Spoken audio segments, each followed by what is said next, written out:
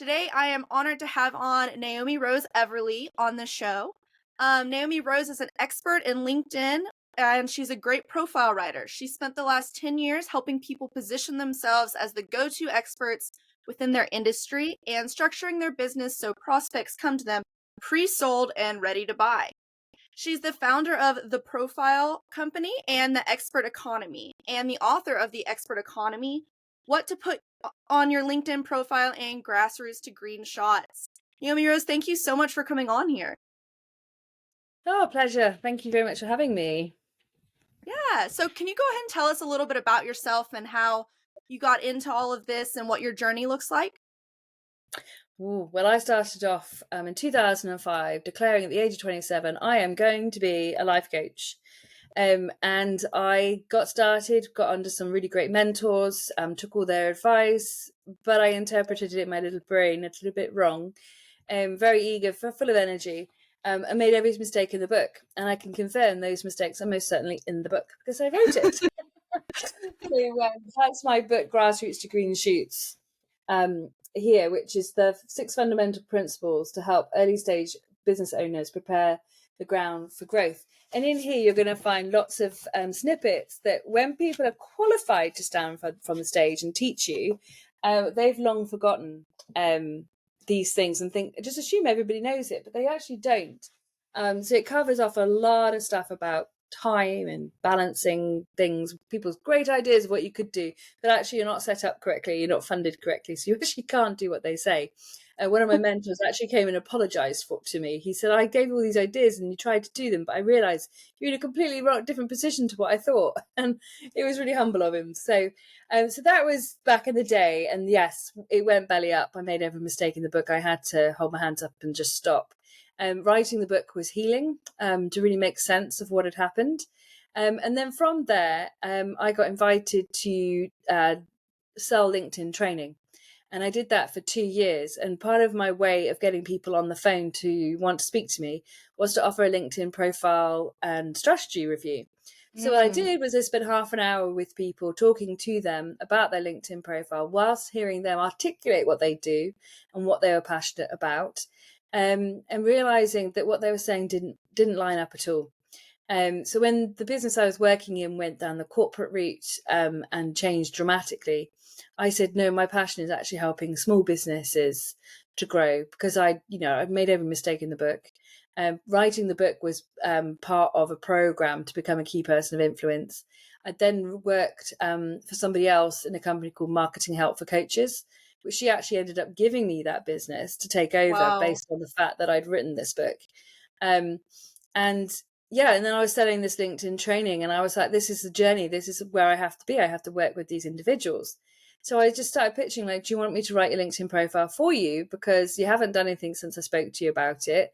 The people are too close to their own topic to see it. Yes. They're not wordsmiths and they don't have time. So they said, yeah, let's do that. And I started doing that. And I was probably about 18 months in of just churning out these LinkedIn profiles for people when I started again to realize that I was giving away a lot of suggestions of how people could structure their business and their sales funnel, because it was missing. They didn't have the information to give me when I was Mm, interviewing them. So I started giving them the solution in the conversation, but then they didn't implement it because they had no right. ownership over it. So then I brought in my coaching program, and it's been 8 years now coaching people to build their own businesses as experts. My typical client is somebody who has a subject which is hard to describe and impossible to Google because people don't know that they have a problem to look for a solution, or they know that they have a problem but they don't know a solution exists. And Yes. SEO only works when somebody knows, my tap is burst, I need a plumber. So if you have that education, that knowledge around your problem, keywords are going to work. So there's a real sort of niche market there that I really work with is these experts, and LinkedIn is the platform for that, which obviously we'll go into. That's amazing. And I love what you said about taking it back down to the basics because when we're looking at our own field, we know so much and we can Hmm. forget that not everyone knows all of that. And so when you start talking to someone, it can be overwhelming because they don't understand half of the things you're saying. And Yeah. so I loved how you were talking about taking it back down to the basics, knowing, how do I present my problem for, my solution? How can I present it that this is going to help fix the problem, especially when it Mm. comes to more niche industries. So that's really Yeah, amazing. That's definitely something that is very needed and a lot of people get discouraged by. they I do. have this amazing solution and no one is buying it, no one knows about it, and it's like, well, let's show you how to make people know that. Exactly. So I think that's Yeah. And it's a amazing. real That's so area of passion as well, actually, if I may say, because a lot of people they take the moment to go into business because they are passionate about something. They see a problem in the world that needs solving, and the moment that they take that step is usually because they've taken a redundancy or they've got inheritance. And without a coach and someone to point out where you're going, what you're doing wrong, you will hide behind the computer and you will create and think you're building your business. And I've just and also just get pulled into all these high cost training courses. I must learn email marketing today, or I must learn Instagram today. right. um, and then all the money is gone and they haven't solved the problem once for anybody. And then the industry that they're in has probably moved on so quickly that whilst they've been distracted doing that, they're no longer experts at what they do anymore. They can regain it, of course, but they probably have to go back into work. And it's really disheartening. So it's a problem I really want to see fixed. That's amazing. Yeah, very, very true. And that's one thing, like a digital journey, we talk a lot about, getting down to the basics of it. Because if you all of a sudden, say, for example, I want to be on Instagram and you see all these other big companies out there and you might strive to be like them, but maybe you need to start off at the basics so that you can continue to grow your business as Yeah. a business and not just focus Yeah. on it on a social media platform. Yeah. That's so true. You're so right, Katie, because it's all about the money. At the end of the day, are you bringing Right, in revenue? exactly. Yeah. And if you're doing social media to match up to an influencer or a business that's got a team of 10 behind them, you can't compete. You're not matching that. But if Right. you're ending up putting like 70% of your time into this new marketing that isn't proven and isn't necessarily where your customers are, but if you're not actually doing the business of selling the product, which for service-based businesses is a lot harder because you can get distracted really quickly on doing all these other things, and before you know it, you're working 150%, and you've not Mhm. got the life that you want, and it's also not paying dividends as much as, I don't know, putting an advert in a paper. We have to balance up the old world and what worked and how social media will help us to do it even better. But we can't Yep. avoid the things that actually once worked. We can't get rid of all these different ways of marketing that's worked all these years and just go online. And then, as you said, trying to match other people's strategies. Right. No, that's so good. So you talk about a lot LinkedIn profile optimization and things. How does the psychology of how people buy affect how your LinkedIn profile should look like? Yeah, absolutely. Yeah, that's a really good question. So your LinkedIn profile is your business card. It is a place Mhm. where people can come and build a relationship with you. So if I go to a networking event and I look across the room, I will judge whether someone looks scary, well put together, or someone avoid or go near, basically. And you make a lot of judgments really quickly as to whether someone's worth your Yes. time or not based on how they dress and presenting themselves. So that on LinkedIn is your photo. So your photo is really important, as everyone will tell you. Then the next thing is you go up to that person, you say, "Oh, what do you do?" And they'll give you a very quick top line, and that top line is your headline. And so there's that replica. What's your name? What do you do? That's literally those three elements. With the headline, you want to think about if people are coming up on the side, recommended you might also like to connect with. A snippet of your headline shows there. If you Yes. comment on someone else's comment or post, a snippet of your LinkedIn headline will show under your name. It's 47 characters. So those 47 characters need to set the context of the conversation you have with people. So I looked at one today. I was typing a comment and I saw just above someone else had put a comment, and they wrote something like helping quite destructive, like all these words that described, but it never actually said what they did. And so I'm Yep. like, well, I don't know if I want to click on your profile because you haven't actually set context. Right. And Right. then when you're reading somebody's comment, are they just making a comment from their own language, their own knowledge, or are they making a comment based on actually this is my area of expertise? Yes. So when those keywords show in the first 47, they'll go, that's an interesting comment and it's your profession. Now I'm going to click through. That Whereas is, if yeah, that's you just great. make a comment, people are like, yeah, I think they might not be in that industry. It's something else. So they're just sharing some knowledge. I could have done the same thing and said something different. So that's a really key way of getting people through to your profile. Uh, That's really important, and it sets the conversation. Um, and we now do have the ability to put a custom link underneath to like where mhm. people should go next. If you want to book an appointment, take a scorecard, something that's going to draw people in.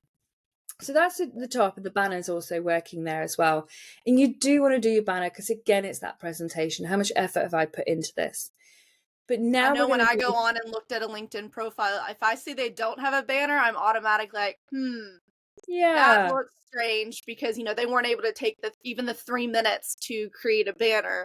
and The Canva will do basic it for things you for about that. free. It's like how serious are you about your business? How serious are you about wanting to do this if you're not willing to present well? I love the illustration Yeah. you used about meeting someone in person. If you're at a professional business event and you're just wearing jeans and a t-shirt, you didn't even put in the effort to fit in a good environment. And I love that illustration with that. Yeah. And of course, the banner not only brings colour and life to your profile, but it's also a way of, again, setting the context of the conversation. So if Yes. you've already got those keywords in the first few words of your headline, don't put them again in your banner. Now take the conversation further and ask some big open question that, I haven't thought of that before. Elicits that kind of response. What we then want to do is come down to the about section. And this is something people get really wrong a lot of the time. It has to be written in first person to start off with. And you really are setting the context of the problem that you solve. So people, when they know that they have a problem, they can look for a solution because they have the words that go with it. But Mhm. actually, most buying decisions for most products start with someone going, well, how do I fix this? What is this? And sometimes they don't even know they have a problem to even look for it. So something Yes. you've said's got their attention, they've come through. That first paragraph needs to set the context of the problem that you solve. What is going on in that industry? What are we seeing? So that might be to use percentages, like 60% of females don't put themselves forward for promotion, and this creates a complete lack of, at the higher levels, some glass ceiling or something. And so people go, oh wow, that's a fact I didn't know before. That's interesting. And that's the response that you want, because they're like, oh, that's and the thing to recognize as well is that 80% of your people, maybe more than that, 80% of people coming to your LinkedIn profile are not your ideal clients. They're people that can refer. Yes. Um, and only probably only 2% that come are actually going to be your clients. But that doesn't mean to say we speak only to the client. We've actually got to speak to the entire network, because that's what you do in a networking event, right? Right. You speak to everybody, and everybody is valuable. So everyone coming to your profile is valuable. So we want to set the context of the conversation that we're having with people with that problem statement. And then we want to say how you fix it. And that could be at my company, blah, blah, blah, or as a head coach of da, da, da, or as a social media coach. This is exactly how I help, full stop. Or you can go, this is exactly how I help. As a da, da, da, I help people do da, da, da, da by doing such and such. Right. And then a bit of a credibility statement as to why you're qualified. And then you want to go a bit more into the problem that you solve, and always end with a call to action. What should I do now that I've got your attention? If you are somebody who really likes to work with the very small businesses just getting started on social media, which is yourself, I'm sure there might be some others, but it's important to really define that, because if you don't define it, you might get the wrong people coming through. Definitely. And you need to be really clear who it is, because that helps with your referrals as well. But you need a really strong call to action, and usually that isn't booking for a 15-minute chat. You actually need some kind of diagnostic that people can ask questions about. And I can share a link as well for you to a 30-day trial of a score app. And score app is where you can program in a questionnaire, and it'll take people through and then brings them to like, oh yeah, we do have this problem, and here's a diagnostic that tells me a Mm. little bit more about it. So that's a really strong call to action. as well Yes. as booking for a diagnostic with a name, right? So then, because it's got a name, you can lead people through a conversation, lead them through an exploration as what their problem is, and give them a firm recommendation at the end. Whereas a 15-minute chat, it's just a chat. It's got no structure. No one's in Right. charge. And it's like, what are we going to be So, talking about? Is it really secretly yeah, a sales pitch? What is this 15-minute chat kind of thing? It can be a lot more intimidating, and people don't like to go into situations where they're not aware of what's going on yeah, and where exactly. there's that unknown and that uncertainty. So being really clear with it and, upfront is definitely the way to go. Yeah. And that is also how we script it as well. And this is why I said I stopped just doing the LinkedIn profile, because the naming of it, what happens in it, how you script the beginning of that conversation, how you finish that conversation. Because at the end, you want to be able to pitch your solution. Mhm. Um, so these things all have to be thought out behind the scenes before you start writing a LinkedIn profile. I usually coach my clients for 10 sessions before I even say, right, now it's the time to write, because there's so much to figure out, like your packages and that the problem, the messaging, why you're the expert, your story, all of these different things, and they have to come through all in that about section. So yeah, that would be that bit. And then I always recommend for people to always put an entry in for the company they're currently working in, which is probably their own in the case of who we're talking to. And in here, this is where once they've read everything else, you need to really nail, this is who I am and this is what Yes. I do. Do not get confused. Because Yes. someone Yes. who's like, oh, does she actually do this thing? This sounds really interesting. Or it says that, but let me just check. That's when they're going to read and that's what they're going to Mhm. know. So really nail it down in there. And if necessary, put like your position in the company there. Especially if you've got a few people in the company, you can do this on all of them and have all of them have a little voice about why they love the company and the product and serving customers. So the next bit you can actually put like, I enjoy being on the front desk, or such Right. and such. A little bit more Um, about your personality and things. yeah, and what you love about the company. So the next thing is, especially for people selling services, this is a big thing I design people with, is the package. What is the big bells and whistles package that you offer? And people go, oh, that's a bit much. I don't think so. Mhm. And then they'll step forward again for your middle of the road package. And then they'll go, oh, still don't know you. And then they go, oh, look, a free call. I can have this Yes. diagnostic thing. Yes. Oh, I'll do that. And in they go. The other quick thing to say, because I know we're getting short on time, is there's so much in people's history and past as to why they do what they do that often gets lost and needs to be pulled forward. Once had a client who was a coach, and he was tendering along with a few other people for a coaching gig. They'd taken 3 months over deciding who to choose. And they decided in this particular meeting, they were going to sit down and look at people's LinkedIn profiles to make the decision. And I had spoken to him just before, and I said, why do you say coaching with the precision of a Michelin star chef? Like, where does that come from? You can't say that unless you're a Michelin star chef, surely. What do you mean by precision? And it turned out he'd been a Michelin star chef in his career. Well, there you go. Yeah. So he puts this in, and I get him to put that as an entry, because all these entries make sense. Some don't. Like, I worked in a pub to get extra money, would not. But Right, does it right. contribute to the story, and where does it fit? So he puts it in his profile, and then he gets a call before I next speak to him, and he goes, like, they gave me the job, and he goes, guess what the reason was? And it turned out that the company that was trying to make this decision was a restaurant. And through Wow. all of that, he'd never told them I'm a Michelin star chef. There was no question as a business coach they were going to hire him with that background, and yet it wasn't on his profile. Um, so this is really important. And then also, if you've got lots of positions where you've gone up through the ranks promotion, or you're on lots of board of directors or something like that, condensing that down into one or two entries is really important, because the first four entries are the ones that are going to really nail it, in terms of, oh, that's where they've been before, that's what they do. Most people aren't going to click on 15 extra experiences and really scroll through. So these things are really, really important. And what you're going to end up doing, because you're speaking about the problem that you solve, you're going to come away from being a commodity where the person knows what they're after and what they're looking for as a service. And therefore they can phone up 3 or 4 of your competitors and price compare what you're looking for. And that is what's called a red ocean. and Mm-hmm. where everyone's thrashing about, all the fish are thrashing about. It's quite a horrible picture, actually. You want to swim away into a blue ocean, and you want to talk about the problems that you solve and the symptoms of the problem that you solve, because when you swim away and solve to that, your customers are going to go, oh, what's this? That's my problem. They're going to identify with it, and then they'll do a little bit more research and they'll diagnose and say, gosh, actually, that is my problem.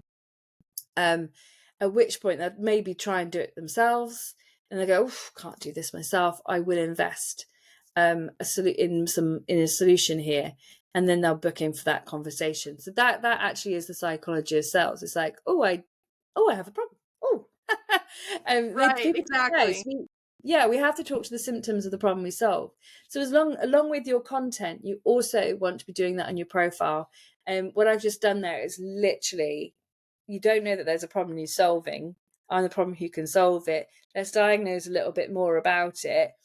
Can you do it for yourself? Probably not. Let's book you in for a call. So that's literally how it comes about.